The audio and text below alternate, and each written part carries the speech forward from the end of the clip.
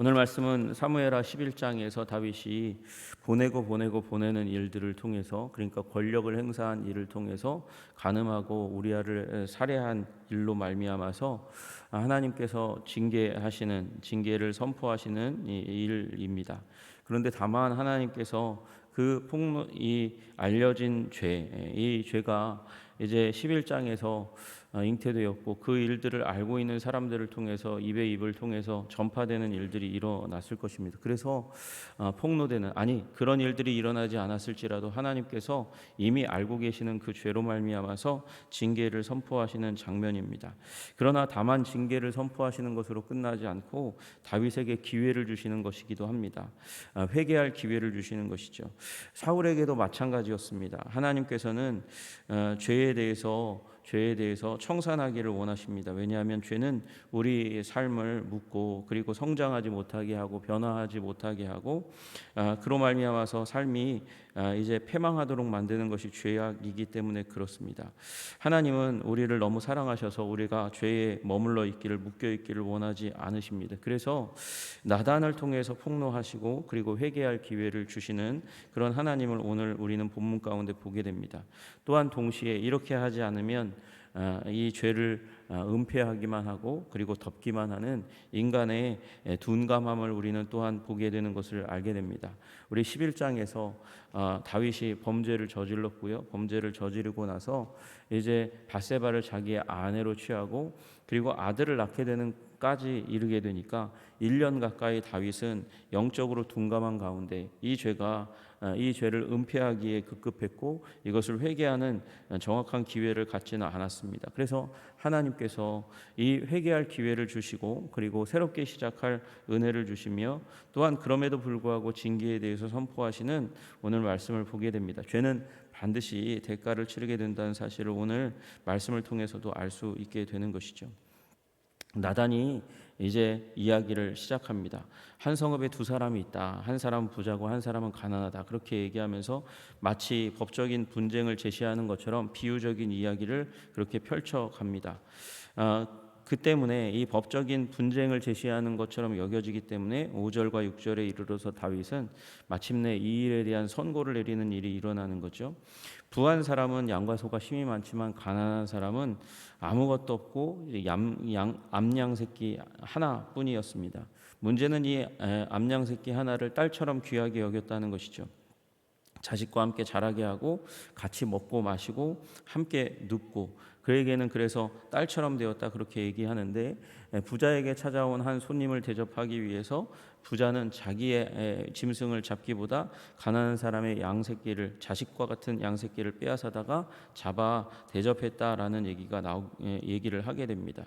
이 얘기를 듣고 다윗의 정의감이 이제 자극되고, 그리고 감정의 분노를 불러일으키게 되는 일이 일어나게 됩니다.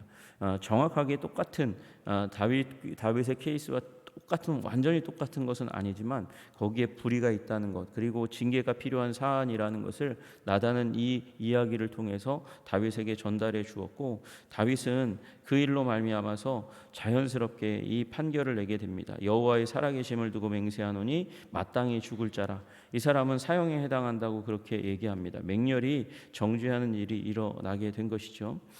실제로 이 다윗은 사형에 해당하는 범죄를 저질렀습니다. 간음은 레위기 20장 10절의 말씀에 따라서 반드시 죽임당해야 되는 사형에 해당하는 죄인데도 불구하고 다윗은 그 이야기의 진위를 깨닫지 못하고 이 사람을 죽을 만한 범죄를 저지른 파렴치한이라 그렇게 얘기하면서 그보다 사실은 더 큰 죄를 지은, 이야기보다 더 큰 죄를 지은 자기 자신을 향해서 사형에 해당하는 악한 자라고 그렇게 판단하게 되는 일이 일어나게 되었습니다. 그러나 그렇게 악함에도 불구하고 율법을 따라서 다윗은 지금 율법의 해석자로서 그렇게 이 문제 사안에 접근하고 있죠. 그래서 출애굽기 22장 1절에 사람이 소나 양을 도둑질하여 잡거나 팔면 그는 소 한 마리에 소 5마리로 갚고 양 한 마리에 양 4마리로 갚을지라. 양에 대한 비유이니까 양 4마리로 갚아야 된다는 그런 해석을 하게 됩니다. 4배로 갚아 주어야 되겠다, 그렇게 얘기하는 것이죠. 우리는 그렇습니다. 남에 대해서는 엄격하고 그리고 법 적용을 정확하게 해야 된다고 생각하지만 반면에 자기 자신에 대해서는 굉장히 관대하고 그리고 간과하려고 하는 그런 모습들을 보이게 됩니다. 다윗도 마찬가지입니다. 그것이 다윗을 포함해서 인간들이 가지고 있는 연약함입니다. 그 가운데서 다윗이 이렇게 얘기했고 그 율법의 해석차로 4배나 갚아주어야 한다는 말처럼 어쩌면 다윗은 4배로 그렇게 하나님의 징계를 생명의 대속을 하게 되는지도 모르겠습니다. 다윗은 이제 이 이후에 일어나는 이 밧세바의 아이를 잃는 것을 비롯해서 3명의 아이를 잃게 되는, 그래서 총 4명이 이제 죽음 가운데 잃게 되는 그런 일들이 일어나게 되는 것이죠. 이 부분에 있어서 이제 다윗과 나단의 이제 비유와 다윗의 판단이 뒤따르고 나서 그 다음에는 이 다윗의 이 판단에 대해서 하나님이 나단을 통해서 주시는 죄의 폭로와 심판의 선언이 이어지고 있는 것을 보게 됩니다. 나단이 다윗에게 그 사람이 바로 당신이라고 그렇게 얘기합니다. 당신이 그 사람이라, 당신이 그 사람이라. 이 앞선 이야기를 얘기하게 된 것은 다윗으로 스스로 자기의 죄를 깨닫게 만들고 그리고 회개의 자리로 나오도록 그렇게 직시하도록 하는 그런 역할을 하게 되었죠. 만약에 죄를 먼저 얘기했다면 나단의 이제 선고가 먼저 내렸다면 다윗은 회개할 기회도 없고 그리고 자신의 죄가 얼마나 심각한 죄인지도 깨달아 알지 못했을 것입니다. 당신이 그 사람이라 말씀하시는 그 하나님의 선고 앞에 다윗은 가슴이 철렁 내려앉게 되는 일이 일어나게 됐을 것이고요. 그 다음에 하나님께서 그에게 주신 은혜도 이제 말씀합니다. 내 주인의 집을 내게 주고 내 주인의 아내들을 내 품에 두고 이스라엘과 유다 족속을 내가 너에게 맡겼다 그렇게 말씀하시죠. 우리 하나님께서 이 왕으로 7절에 나온 대로 왕으로 삼아서 기름 붓고 사울의 손에서 구원할 뿐만 아니라 그리고 이 주인의 집을 주고 누릴 것을 다 누리게 하는 그런 은혜를 다윗에게 주었다 그렇게 말씀하십니다. 그래서 나라를 그에게 맡겼습니다. 원래 하나님의 것이지만 다윗에게 맡기고 다윗에게 맡기는 그 가운데서 권한을 누릴 수 있고 부요를 누릴 수 있도록 그렇게 해주셨고 그리고 8절에 나온 대로 만일 그것이 부족하였을 것 같으면 내가 내게 이것을 더해 주었으리라 그렇게 말씀하시면서 한량없는 하나님의 은혜를 얘기하고 있습니다. 그런데 그러한데 어찌하여 이제 여호와의 말씀을 업신여기고 그러니까 율법의 말씀 간음하지 말라 하시는 말씀 살인하지 말라 하시는 말씀을 업신여기고 우리아의 아내를 빼앗았을 뿐만 아니라 우리아의 이 우리아를 암몬 자손의 손을 빌어서 내가 칼로 죽였다라고 얘기하는 이제 이 범죄의 사실을 정확하게 나단의 입술을 통해서 얘기합니다. 왜 여호와의 말씀을 업신여겼냐? 이 어찌하여라는 말이 굉장히 중요한 부분이죠. 죄악 때문에 이 범죄 때문에 욕심 때문에 그런 일이 일어났습니다. 또 어찌하여 하나님의 말씀을 업신여겼을 뿐만 아니라 이 다윗은 이 하나님도 여호와 하나님도 업신여겨서 이 일을 행한 것이다. 하나님과 하나님의 말씀을 업신여긴 것 그것을 별로 무가치하게 여기고 자신의 욕망을 앞세운 것 그것에 대해서 하나님께서 이제 범죄를 정죄하시는 일이 이제 일어나게 된 것이죠. 그래서 10절에 햇사람 우리아의 아내를 빼앗아 내 아내로 삼았은즉 칼이 내 집에서 영원토록 떠나지 아니하리라. 그래서 죽임의 일들이 칼은 죽이는 도구니까 칼이 이 가문 가운데 다윗의 가문 가운데 떠나지 않게 되는 일이 일어나게 되겠다라고 말씀하십니다. 그리고 11절에 이르러서는 보라 내가 너와 내 집에 재앙을 일으키고 내가 내 눈앞에서 내 아내를 빼앗아 이웃들에게 주고 그 사람들이 내 아내들과 더불어 백주에 동침하리라 하면서 이 간음의 범죄를 당하게 될 것이라고 그렇게 말씀하시죠. 우리아에게 행한 대로 간음과 살인의 문제를 일으킨 대로 하나님께서는 다윗의 가문 가운데 4배나 더 되는 이제 간음의 역사와 그리고 살인의 역사가 그 가문 가운데 베풀어 줄 것이라고 그렇게 말씀하십니다. 그리고 12절에 너는 은밀히 행하였으나 나는 온 이스라엘 앞에서 백주의 이 일을 드러내는 가운데 사람들이 다 알도록 이 일을 행하게 되고 그로 말미암아서 다윗의 범죄가 사람들 앞에서 다시 한번 기억되는 일들이 일들이 일어나게 될 것이라고 말씀하시게 되는 것을 우리는 보게 됩니다. 다윗은 넘어간 거라고 생각했어요. 1년 동안 이 문제를 제기하는 사람 아무도 없고 왕실의 소수, 자신의 권한과 이 힘 앞에 입을 다물 수밖에 없는 사람들 많이 알고 있다고 생각하고 있었는데, 나단을 통해서 왕실 선지자였던 궁정 선지자였던 나단을 통해서 죄악이 폭로되고 여호와 하나님께서 굉장히 불쾌하게 여기신다는 말씀을 하게 됩니다. 불쌍히 여기지 않았던, 그래서 오히려 작은 것을 가졌던 우리아의 아내를 빼앗고 우리아의 생명조차도 빼앗았던 다윗을 향해서 하나님께서는 간음과 살인으로 그 가정 가운데 갚아주시겠다고 말씀하시는 것을 오늘 우리 본문 가운데 보게 됩니다. 그래서 하나님은 용서하심에도 불구하고, 용서를 위해서 목적으로 해서 의도해서 다윗에게 나단을 통하여 말씀하셨음에도 불구하고 죄의 영향력은 남아서 그 삶 가운데 형벌로 다가오게 된다는 사실을 오늘 우리는 보게 됩니다. 하나님은, 하나님의 사랑은 죄를 가볍게 여기지 않으십니다. 죄를 가볍게 여기지 않아서 반드시 그 문제를 처리하도록 그렇게 하시지만, 그럼에도 불구하고 하나님은 죄인을 결코 버리지 않는 하나님이십니다. 그래서 다윗에게 이제 우리 13절 14절에 나오는 대로 사면의 선고를 하시는 것을 우리는 보게 됩니다. 우리 13절에 다윗이 나단에게 이르되 내가 여호와께 범죄하였노라 하매 나단이 다윗에게 말하되 여호와께서 당신의 죄를 사하셨나니 당신이 죽지 아니하려니와. 다윗은 죽지 않겠다고 말씀하십니다. 간음죄, 살인죄, 그 문제에 있어서 사실은 형벌을 당해야 될 당사자는 다윗임에도 불구하고 하나님께서는 다윗의 죄는 사하셨다. 그래서 이 일로 말미암아 죽지는 않는다, 그렇게 말씀하시죠. 왜 그렇습니까? 하나님께서 다윗에게 주신 은혜가 있고, 그리고 왕이 죽으면, 왕을 하나님께서 치셔서 죽으면 이제 이스라엘 나라를 이끌어왔던 하나님의 계획이 그르쳐지고, 그로 말미암아서 큰 혼란이 하나님 나라 계획에 이제 약이 되기 때문에 그렇습니다. 그래서 하나님께서는 이 사면을 선포하시지만, 그러나 그 형벌이 아들에게 임하고 가정에 임하게 된다는 이 심판에서는 여전히 유효하게 되고, 14절에 이 일로 말미암아 여호와의 원수가 크게 비방할 거리를 얻게 하였으니, 여호와의 원수는 이 상황 가운데서는 잘 보이지 않지만 사단입니다. 사단이 다윗이 범죄하였으니 다윗의 범죄에 대해서 대가를 치루어야 되지 않습니까? 라고 하나님의 이 법정에 나와서 심판을 선고하는 이 사단이 욥기에서 나오는 대로 그렇게 이 심판을, 형벌을 주장했을 것입니다.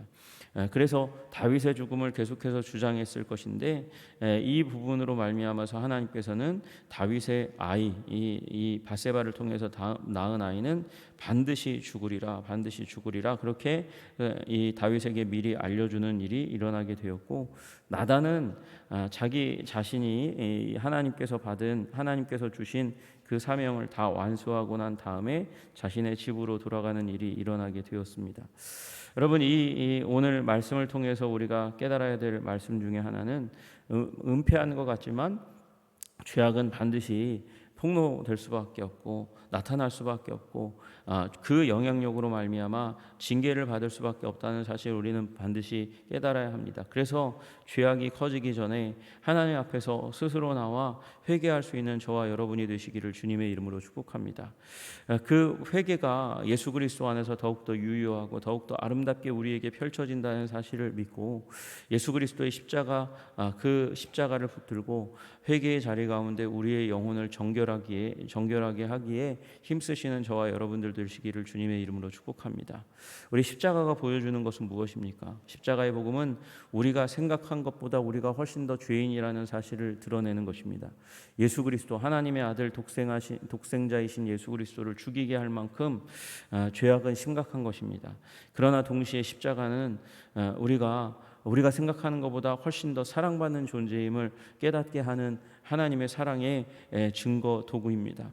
우리 아들을 죽이실 만큼 우리를 사랑한다고 말씀하시는 십자가 앞에서 우리는 우리의 죄악을 없이 하고, 그리고 토하고, 그리고 속죄함을 받고 그리고 예수 그리스도를 통하여 보여주신 하나님의 사랑 안에서 우리의 존재를 보존하고 힘을 얻어야 하는 것입니다. 이 십자가 복음 안에서 범죄를 해결하기 위해서 먼저는 나단의 입술을 통해서 이제 죄의 메시지를 주신 것처럼 우리도 우리 삶 가운데 나단 선지자의 역할을 감당하는 그런 하나님의 말씀과 하나님의 사람과 또 환경을 통해서 죄악을 깨닫는 그런 이 하나님의 음성에 민감한 사람이 되어야 할 것입니다. 죄에 눈 멀지 않도록 귀 멀지 않도록 성령과 성령의 음성과 말씀의 가르침 가운데 우리 영혼의 귀를 기울일 수 있는 저와 여러분들이 다 되시기를 주님의 이름으로 축복합니다. 그리고 죄를 발견했을 때는 인정하고 돌아서는 것이 중요합니다. 다윗의 강점은 무엇이었습니까? 분명히 사울보다 더 큰 범죄를 저질렀음에도 불구하고 사울은 하나님께서 버리셨고 다윗은 하나님께서 버리시지 않았습니다. 그 이유는 범죄의 폭로 앞에서 사울은 변명하기에 바빴고 핑계하기에 바빴으나 다윗은 지체하지 않고 즉시 내가 여호와께 죄를 범하였나이다 고백하고 그리고 회개했다는 것입니다. 돌아서려고 하는 그 의사를 분명하게 표현했기 때문에 그렇습니다. 회개의 지연은 핑계와 그리고 눈가림은 죄의 짐과 결과를 더욱더 심각하게 무겁게 만들 뿐입니다. 그래서 인정하고 돌아서는 저와 여러분들 되시기를 주님의 이름으로 축복합니다. 그리고 공의로운 용서를 하나님의 놀라우신 사랑과 은혜를 확신하고 죄의 결과가 우리 삶에 남아서 비록 고통스럽게 우리를 괴롭힐지라도 예수 그리스도로 말미암아 우리가 하나님과 예수 그리스도를 통해서 하나님과 화목하게 되고 그리고 관계를 회복하게 되었음을 감사하고 찬양하면서 하나님과의 친밀함 가운데서 인내하며 그리고 견디며 살아가실 수 있는 저와 여러분들 다 되시기를 주님의 이름으로 축복합니다. 죄는 컸습니다. 그러나 하나님의 은혜도 강력합니다. 죄의 결과는 남습니다. 그러나 그 결과를 하나님의 그 은혜로 또 은혜로운 처사로 받아들이고 그 안에 인내하며 삶을 살아가는 저와 여러분들 다 되시기를 주님의 이름으로 축복합니다. 기도하겠습니다. 하나님 아버지 감사하고 찬양합니다. 다윗이 범죄하였고 그것이 은폐된 것 같았습니다. 주님 우리도 그럴 때가 너무나 많습니다. 나는 알지만 다른 사람은 모르겠지 생각하고 죄 없는 사람처럼 떳떳하게 머리를 쳐들고 살아갑니다. 그러나 하나님은 아시고 하나님은 그 일들로 말미암아 하나님의 말씀과 하나님의 존재가 무시받았다고 생각하십니다. 어찌하여 그런 부패한 마음 가운데 우리가 설 수 있겠습니까? 그럼에도 불구하고 서게 되는 우리의 부패성을 이해하여 주시고 불쌍히 여겨 주시고 주님 말씀 안에서 성령 안에서 우리를 깨우치시며 통촉하여 주시고 하나님 아버지 우리가 돌이켜 거룩한 삶을 살아갈 수 있도록 주님 도와주시고 인도하여 주시옵소서. 예수 그리스도 안에서 우리가 생각하는 것보다 큰 죄인이고 예수 그리스도 안에서 우리가 생각하는 것보다 큰 하나님의 사랑과 은혜를 받고 있음을 우리가 기억하면서 하나님 죄를 멀리하고 죄를 떨쳐내고 거룩하고 정결하게 주님의 은혜 가운데 살아가기로 힘쓰고 애쓰는 주의 백성들 다 될 수 있도록 주님 도와주옵소서. 예수님 이름 받들어 기도드리옵나이다. 아멘.